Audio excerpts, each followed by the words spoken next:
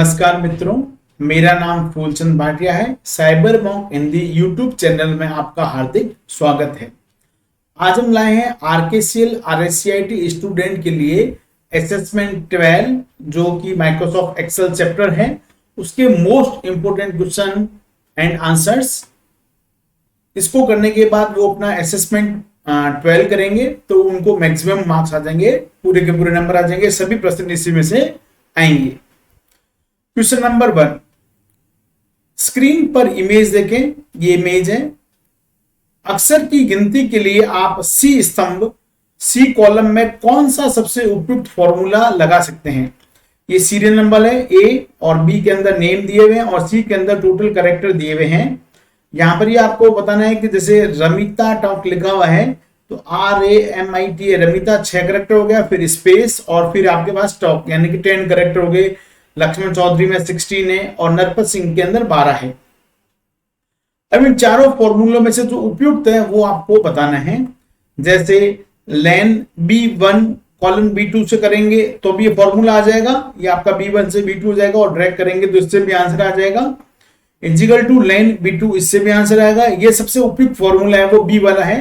इन दोनों के पैरामीटर है वो गलत है तो C और D गलत होगा। इसको मैं आपको प्रैक्टिकल एक बार बताता हूं करके। जैसे ये मान लीजिए हमारे पास एक सीट है, बनाई है मैंने, क्वेश्चन 1 पर आधारित है। Equal to LEN len bracket आपने ऑन किया B1 कॉलन B2, इससे भी हमारा रिजल्ट है वो 10 आ जाएगा। उसको हम ड्रैग करेंगे तो आगे भी हमारा रिजल्ट है वो आ जाएगा। लेकिन ये उपयुक्त फॉर्मूला सबसे सही नहीं माना जाएगा। तो इसमें सबसे जो बेटर है वो हमारे मेन सिंटैक्स जो होता है इजिकल टू लेन, लेंथ का मतलब होता है लंबाई, पर्टिकुलर की सेल के में चाहिए B2 की चाहिए तो ब्रैकेट के अंदर आपको लिखना है B2 इजिकल टू LEN लेन, लेन का मतलब लंबाई पता करना, ब्रैकेट के अंदर B2 जो सेल का एड्रेस है ये B2 और एंटर करें तो ये देखिए 10 कैरेक्टर। तो फॉर्मूला ये हमारा सबसे सही रहेगा इसके अंदर। हालांकि इससे भी आंसर आ रहा है लेकिन सबसे सही फॉर्मूला है वो आपका B के अंदर है। तो इस तरह आंसर यहां पर वो हो जाएगा आपका B। आप चाहते हैं कि सभी प्रश्नों के सॉल्यूशन इसी प्रकार से हो जैसे भी मैंने एक्सेल में आपको प्रैक्टिकल करके बताया, डिटेल के अंदर आपको करके बताऊं सबका, तो आप हमें कमेंट बॉक्स में लिख दें तो मैं एक्सेल का जो असेसमेंट अपने पास 12 का वीडियो है वो आपको मैं डिटेल में एक और बना दूंगा। टाइम की कमी के कारण से अभी मैं इसको नॉर्मल वीडियो जैसे बना रहे हैं वैसे बना रहा हूं जिसमें आंसर और एक्सप्लेनेशन है। और आप चाहते हैं कि डिटेल में हो और प्रैक्टिकल में हो, एक्सेल में आपको फॉर्मूला लगा के बताऊं तो आप मेरे को कमेंट बॉक्स में लगे तो इसका वीडियो मैं आपको दोबारा से और अच्छा बना के एक और अपलोड कर दूंगा। क्वेश्चन नंबर 2, स्क्रीन पर इमेज देखें। आप पंक्ति संख्या रो नंबर खोजना चाहते हैं तो उपरोक्त सिनेरियो को ध्यान में रखते हुए इसके लिए आप निम्नलिखित में से कौन सा फॉर्मूला प्रयोग करेंगे। यहां पर देखिए, यहां पर पूछा गया है कि जैसे ये रमिता टॉक है B2 के अंदर है तो ये 2 दिखाया गया कि रो नंबर हमारा कौन सा है 2 है। तो रो नंबर पहचानने के लिए हमारे पास जो फॉर्मूला होता है वो काम आता है CELL सेल वाला फॉर्मूला काम आता है। तो यहां पर देखिए सेल वो दे रखा है A और C में दिया हुआ है हमारा, B और D तो हमारे पास गलत हो गई पहले, और इजिकल टू सेल यहाँ पर इन्वर्टेड कॉमा के अंदर रो आ गई और सेमीकोलन C2 लिखा है। यहाँ पर सेमीकोलन नहीं आता, अपने यहां काम आएगा केवल कॉमा काम आता है। तो ये सिंटैक्स हमारा जो है A के अंदर सिंटैक्स है वो गलत है लेकिन C में सही है। तो आंसर आपका क्या हो जाएगा, यहाँ पर C हो जाएगा। मैं हाईलाइट कर देता हूं। पहले प्रश्न में हमने हाईलाइट करना भूल गए थे तो पहले का अपने पास B था और दूसरे का हमारे पास हो गया C। ठीक है, और अगर आपको डिटेल में चाहिए तो आप कमेंट को लिखना है तो पूरा मैं वीडियो एक्सेल का ही डिटेल में बना दूंगा। क्वेश्चन नंबर 3, स्क्रीन पर इमेज देखें। अपेक्षित परिणाम के लिए आप सेल C2 यानी कि C2 में आप कौन सा उपयुक्त फॉर्मूला है वो आप यहां पर रहेगा सबसे बेटर। तो यहां पर देखिए रमिता टॉक लिखा हुआ है और आंसर में हमें RAMIT यानी कि जो 5 कैरेक्टर है RAMIT वो आए हैं। तो लेफ्ट साइड से 5 कैरेक्टर आपके प्रिंट हुए हैं तो इसके लिए फॉर्मूला होता है इजिकल टू LEFT लेफ्ट, वो तो सब में लिखा हुआ है। पैरामीटर आपका होता है 2 पैरामीटर काम आएंगे, सेल का एड्रेस है B2 कॉमा और 5 आना चाहिए। तो यहाँ 3 है तो ये गलत हो गया, यहाँ 1 ही है ये भी गलत है, यहाँ पर 3 है ये भी गलत है। तो आंसर क्या हो जाएगा, is equal to left B2, 5 यानी कि डी है आपका आंसर। यहां पर हाईलाइट कर देते हैं इसको। क्वेश्चन नंबर 4, स्क्रीन पर इमेज देखें। स्क्रीन पर इमेज देखें, अपेक्षित परिणाम के लिए आप सी स्तंभ में कौन सा सबसे उपयुक्त फॉर्मूला लगा सकते हैं। ये देखिए रमिता टॉक लिखा हुआ है, यहाँ रमिता टॉक लिखा हुआ है, लेकिन यहाँ पर आर और टी कैपिटल है, लक्ष्मण चौधरी में एलसी कैपिटल है। ये यानी कि हर वर्ड का जो पहला अक्षर है वो आपका यहाँ पर बड़ा किया हुआ है। इसके लिए जो फॉर्मूला होता है वो इजिकल टू PROPER प्रॉपर होता है। तो यहाँ पर ए और बी में प्रॉपर दिया हुआ है, लेकिन सी और डी दोनों ही आपका गलत हो गया। तो इन दोनों में से हमें आंसर ढूंढना है। इजिकल टू प्रॉपर, यहाँ सेल का देखिए एड्रेस पूरा नहीं लिखा हुआ, केवल बी लिखा हुआ है। और यहाँ बी ऑप्शन में देखिए इजिकल टू प्रॉपर B2 पूरा लिखा हुआ है। तो आंसर हो जाएगा हमारे पास यहाँ पर B. Question number 5, Excel workbook निम्न में से किन के संयोजन से बनती है। वर्कबुक, वर्कशीट, चार्ट और डी है वर्कशीट और चार्ट। तो हमारे पास जो वर्कबुक वर्कशीट और चार्ट से मिलकर बनती है, आंसर हो जाएगा अपने पास डी। क्वेश्चन नंबर 6, एक्सेल में सॉर्ट ऑप्शन किस मेन्यू में होता है। ये अपने डाटा मेन्यू के अंदर होता है सॉर्ट। तो आंसर हो जाएगा यहां पर सी, डेटा के अंदर। क्वेश्चन नंबर 7, स्क्रीन पर इमेज देखें, डैश डैश डैश ऑप्शन का प्रयोग करके आप इस रेफरेंस इमेज में दिखाया गया डायग्राम बना सकते हैं। ये स्लाइसर ऑप्शन कहलाता है। तो आंसर हम देखते हैं इसके अंदर। ए, माइक्रोसॉफ्ट एक्सेल में उपलब्ध स्पार्क लाइन ऑप्शन गलत। बी है माइक्रोसॉफ्ट एक्सेल में उपलब्ध स्लाइसर ऑप्शन। तो आंसर हो जाएगा यहां पर बी, 7th का बी। क्वेश्चन नंबर 8,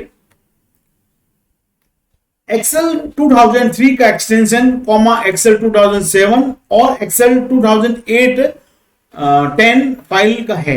यानी कि 3, 7 और 10 जो एक्सेल के वर्जन थे उनका एक्सटेंशन नेम आपको बताना है। तो 2003 का था वो था .xls। तो यहां पर देखते हैं सबसे पहले 3 का XLS, यहां पर ए सही है ऑप्शन और बी सही है। सी और डी हमारे पास पहले ही गलत हो चुके हैं। अब आगे हम देखते हैं कि 7 और 10 के पीछे केवल X और जुड़ गया था। यानी आप देखते हैं इन दोनों के पीछे X और जुड़ा होना चाहिए। XLS सही था पहला, XLS X यहां पर जुड़ा हुआ नहीं है और यहां पर X जुड़ा हुआ, तो ये गलत हो गया। ए, बी में देखिए यहां पर भी X जुड़ा हुआ है और यहां पर भी X जुड़ा हुआ है। तो हमारा आंसर क्या हो गया, बी हो गया। 2003 में था .xls और 7 में था XLSX और 10 में भी हो गया XLSX। तो आंसर हो गया यहां पर बी। क्वेश्चन नंबर 9, स्क्रीन पर इमेज देखें, आप सिर्फ 0 से बड़ी संख्या ही जोड़ना चाहते हैं। उपरोक्त सिनेरियो को ध्यान में रखते हुए इसके लिए आप निम्नलिखित में से कौन सा फॉर्मूला प्रयोग करेंगे। दे हमारे पास कुछ वैल्यू दे रखी है जो पॉजिटिव वैल्यू में है, कुछ आपके नेगेटिव वैल्यू है। तो अब आपको यहां पर बताना है कि 0 से बड़ी संख्या ही केवल आनी चाहिए। तो स्क्रीन को छोटा कर लो और फॉर्मूला भी आपको दिखता रहे। अब देखिए यहां पर इक्वल टू सम, सिर्फ 0 से बड़ी संख्या ही जोड़ना चाहते हैं। तो केवल सम से नहीं होगा, ये इसके लिए काम आएगा, सम इफ काम आएगा फॉर्मूला, तभी हम इससे काम कर पाएंगे। तो सम आंसर गलत हो गया, पहला गलत है, दूसरा गलत है, तीसरे और चौथा यानी कि सी और डी में से आपको आंसर वो ढूंढना है। और यहां में बताया है कि 0 से बड़ी संख्याएं, तो देखिए equal to sum if 8 bracket के अंदर 8 colon A8 comma inverted comma के अंदर लेस देन 0 दिया है, यानी कि 0 से छोटी संख्या होगी, हमें तो चाहिए बड़ी। तो यहाँ पर डी ऑप्शन में देखिए ग्रेटर देन का साइन दिया हुआ है। तो आंसर क्या हो जाएगा आपका, डी हो जाएगा। इस तरह से आप इजीली आंसर निकाल सकते हैं। क्वेश्चन नंबर अपने पास है 10, स्क्रीन पर इमेज देखें, आप कम से कम उम्र की गणना करना चाहते हैं। उपरोक्त सिनेरियो को ध्यान में रखते हुए इसके लिए आप निम्नलिखित में से कौन सा फॉर्मूला प्रयोग करेंगे। यानी कि आपको यहां पर देखिए 26, 32, 42 ये सारी दिए हुई संख्याएं C2 से लेकर C7 तक की दी हुई है। सबसे जो कम एज है वो आपको यहां पर बतानी, सबसे कम एज क्या है। जैसे यहां पर है कम एज 24 है, वो आपका आंसर आना चाहिए 24। तो इसके लिए जो फॉर्मूला होता है वो मिन का काम आता है, MIN, मिन का मतलब होता है मिनिमम। तो फॉर्मूला लिखने के लिए इजिकल टू मिन और वो काम आएगा। अब देखते हैं यहां पर, देखिए ए में मिनिमम पूरा लिखा हुआ है तो गलत हो गया, सी भी गलत हो गया, ए और सी हमारे गलत हो गए। हमें आंसर बी और डी में से देखना है। इजिकल टू मिन और ब्रैकेट ऑन किया है, C2 कॉलन C7 ये सही है, और यहां C2 प्लस C7 दे दिया तो डी गलत हो गया। आंसर क्या हो गया, बी इजिकल टू मिन, और रेंज आपको बता दी ब्रैकेट के अंदर C2 से C7। क्वेश्चन नंबर 11, स्क्रीन पर इमेज देखें, आप सेल बी यानी कि B2 जो दे रखी है सेल आपका, मैं टैक्स कैलकुलेशन करना चाहते हैं तो 7% टैक्स कैलकुलेट करने के लिए आप सेल B2 में कौन सा फॉर्मूला लगाएंगे। तो 7% कैलकुलेशन के लिए इजिकल टू A2 गुणा, ये मल्टीप्लाई का निशान है, 0.07 सही है बिल्कुल, equal to A2 multiply by 7 divided by 100, इससे भी निकल जाएगा आपका 7%, और इजिकल टू A2 गुणा 7%, इससे भी निकल, यानी तीनों से निकलेगा तो आंसर क्या हो जाएगा आपका, डी हो जाएगा। क्वेश्चन नंबर 12, स्क्रीन पर इमेज देखें, सेल C2 के मान को 2 दशमलव बिंदु तक परिवर्तित करना चाहते हैं। इस परिणाम के लिए आप सेल D2 में कौन सा सबसे उपयुक्त फॉर्मूला लगा सकते हैं। यानी कि हमें इस संख्या को है वो राउंड ऑफ करना है, जो हमें C2 के अंदर सैलेड दी हुए हैं वो डॉट दशमलव के बाद में 4 पॉइंट दिए हुए हैं, और आंसर में हमें 2 पॉइंट ही चाहिए। तो इसके लिए फॉर्मूला होता है इजिकल टू ROUND राउंड, और उस सेल की संख्या कॉमा कितने डिजिट तक हमें करना है, उतने डिजिट तक का। तो देखिए यहां पर A is equal two round C2 लिखा हुआ है केवल, तो ये गलत हो गया अपने पास, हमें 2 डिजिट तक करना है। तो इजिकल टू राउंड C2, देखिए यहां सेमीकोलन दे दिया C ऑप्शन के अंदर, और डी में देखिए केवल कॉमा दिया हुआ, तो आंसर सही हो गया हमारे पास डी। बी में देखिए पैरामीटर 3 आ गए इसलिए गलत हो गया, और इसमें पैरामीटर 1 ही है, यहां पर उपयुक्त फॉर्मूला नहीं हुआ, और यहां पर सी के अंदर सेमीकोलन वाली गलती हो गई, तो डी हमारे लिए बिल्कुल उपयुक्त फॉर्मूला है यहां पर। क्वेश्चन नंबर 12 का answer D. Question number 13, screen पर इमेज देखें, अपेक्षित परिणाम के लिए आप सेल C2 में कौन सा सबसे उपयुक्त फॉर्मूला लगा सकते हैं। अब देखिए यहां पे लिखा रमिता टॉक, यहां लिखा ए टॉक, यानी पीछे से 1 2 3 4 5 करेक्टर आए हैं, टॉक स्पेस और ए स्पेस टॉक, ये लिखा हुआ है आपके सामने। तो इसके लिए फॉर्मूला होता है इजिकल टू RIGST राइट, फिर अपना जो भी सेल है B2 कॉमा कितने करेक्टर हमने 5 है तो 5 इजिकल टू राइट। ये देखिए 3 पैरामीटर है तो ए गलत हो गया, इसके अंदर एक ही पैरामीटर है बी भी गलत हो गया। सी के अंदर देखिए equal to right B2 comma 5, तो ये सी हमारा सही है, और डी में केवल 5 लिखा है, गलत हो गया। तो आंसर क्या हो गया आपके पास यहाँ पर सी इजिकल टू राइट ब्रैकेट के अंदर B2 कॉमा 5, यानी B2 के जो है वो 5 करेक्टर आपके राइट से प्रिंट हो। क्वेश्चन नंबर 14, स्क्रीन पर इमेज देखें, आप अधिकतम आयु की गणना करना चाहते हैं। उपरोक्त सिनेरियो को ध्यान में रखते हुए इसके लिए आप निम्नलिखित में से कौन सा फॉर्मूला प्रयोग करेंगे। तो आपको यहां पर अधिकतम आयु की गणना करना चाहते हैं, मैक्सिमम, तो इसके लिए फॉर्मूला होता है इजिकल टू MAX मैक्सिमम के लिए। तो आंसर देखते हैं हम, देखिए इजिकल टू मैक्स दिया हुआ है यहां पर, बी में मैक्सिमम है और डी में मैक्सिमम है, तो बी और डी तो हमारा आंसर में से वैसे आउट हो गए। अब हम देखते हैं is equal to max, C2 dollar का निशान यहां पर आ गया, यहां फॉर्मूले के अंदर गलती है, सीधा हमें रेंज देनी थी C2 से C7, तो आंसर हो जाएगा यहां पर C, 14 का आंसर हो गया C। क्वेश्चन नंबर 15, स्क्रीन पर इमेज देखें, अगर आप फॉर्मूला $B3 सेल F15 में कॉपी करते हैं तो क्या रिजल्ट आएगा। तो B3 के अंदर क्या मान लिखा हुआ है हमारा, वो हमें F15 के अंदर लाना है। तो B3 के अंदर आपका मान लिखा हुआ है वो है यहां पर 100, यानी कि ये जो मान लिखा हुआ है इसके आगे डॉलर लगा हुआ है।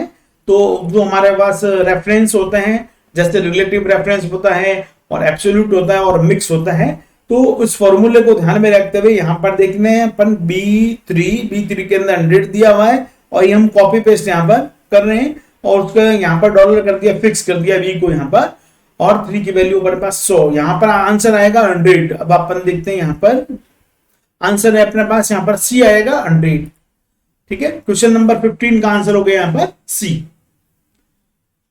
क्वेश्चन नंबर 16, एक वर्कशीट में रो तथा कॉलम टाइटल को होल्ड करने हेतु ताकि जब वर्कशीट को स्क्रॉल किया जाए तो वे स्क्रॉल ना हो। निम्नलिखित में से क्या उपयोग किया जाता है? जब हम वर्क एक्सेल में काम करते हैं तो ऊपर वाली कुछ हेडिंग होती है, या तो टॉप में होगी या लेफ्ट में होती है या दोनों साइड में होती है, और आप चाहते हैं कि वो हेडिंग वैसे ही रहे, आप आसानी से स्क्रॉल करना चाहो, तो उसके लिए हमारे लिए फ्रिज पेंस कमांड होती है। तो आंसर देखते हैं, ए स्प्लिट कमांड गलत, बी होल्ड टाइटल कमांड गलत, अनफ्रीज पेंस कमांड गलत, फ्रिज पेंस कमांड। आंसर क्या हो जाएगा यहाँ पर? डी। 16 का आंसर डी। 17, निम्न एक्सेल टूल्स में से कौन सा टूल एक अंतिम परिणाम यानी कि ऑब्जेक्टिव से किसी अज्ञात वैल्यू की गणना करने के लिए काम करता है? अंतिम वैल्यू का मतलब होता है अपने गोल सीक के द्वारा हम जो परिणाम लाते हैं वो ला सकते हैं। A pivot table, B custom filter function, C goal seek और बुलियन ऑपरेटर। आंसर हो जाएगा गोल सीक, यानी कि जो वांछित परिणाम है, जो हमारी इच्छा होती है वो परिणाम अपन लाना चाहते हैं दिए गए वैल्यू के आधार पर, तो इसमें फॉर्मूला लगना जरूरी होता है। तो यहां पर अंतिम परिणाम के लिए क्या काम लेंगे हम? सी गोल सीक। 17 का आंसर सी। 18, स्क्रीन पर इमेज देखें, आप औसत आयु की गणना करना चाहते हैं। उपरोक्त सिनेरियो को ध्यान में रखते हुए इसके लिए आप निम्नलिखित में से कौन सा फॉर्मूला यूज करेंगे? तो यहां पर हमें एवरेज निकालनी है, C2 से C7, तो इजिकल टू एवरेज, फिर ब्रैकेट ऑन करना है, C2 कॉलन C6, C2 से C6 है तो C6 आ जाएगा, लेकिन यहां पर अपने C7 दिया हुआ है, ठीक है। ये देखिए सेल संख्या यहां पर C7, तो इजिकल टू AVERAG एवरेज, और यहाँ ब्रैकेट ऑन हो गया, लेकिन यहाँ पर पाइपिंग का निशान आ गया, गलत हो गया, यहाँ प्लस का निशान आ गया, ये गलत हो गया, यहाँ पर डॉलर दे दिया, ये गलत हो गया, और यहाँ पर देखिए बिल्कुल सही है D. Equal to average bracket के अंदर C2 कॉलन C7, आंसर हो जाएगा आपका डी। क्वेश्चन नंबर 19, कौन सा चार्ट समय के बढ़ते मान के साथ रुझान को आदर्श रूप से दिखाता है, जो नियमित समय अंतराल हॉरिजॉन्टल या एक्स पर प्लॉट किया जाता है? इसके लिए नॉर्मली हम लाइन चार्ट का यूज करते हैं, तो आंसर हो जाएगा ए पाई चार्ट, बी है कॉलम चार्ट, सी है लाइन चार्ट और डी है रो चार्ट। तो लाइन चार्ट इसके लिए काम में लेते हैं।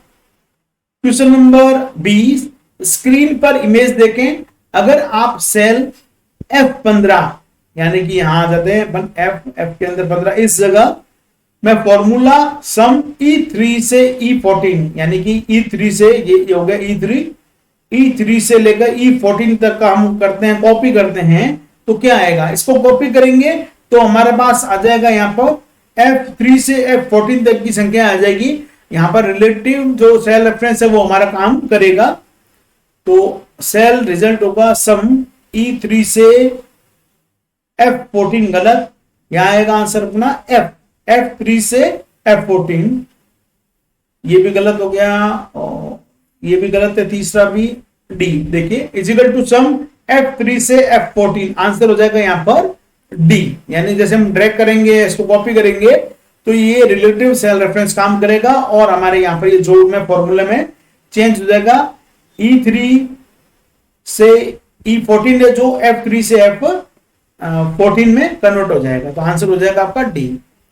क्वेश्चन नंबर 21, स्क्रीन पर इमेज देखें, हिंदी और अंग्रेजी में 30 या 30 से अधिक, यानी कि हिंदी और अंग्रेजी, यानी कि दो कंडीशन दे दी, अच्छा हिंदी और अंग्रेजी दोनों है, तो यहां पर एंड ऑप्शन काम आएगा।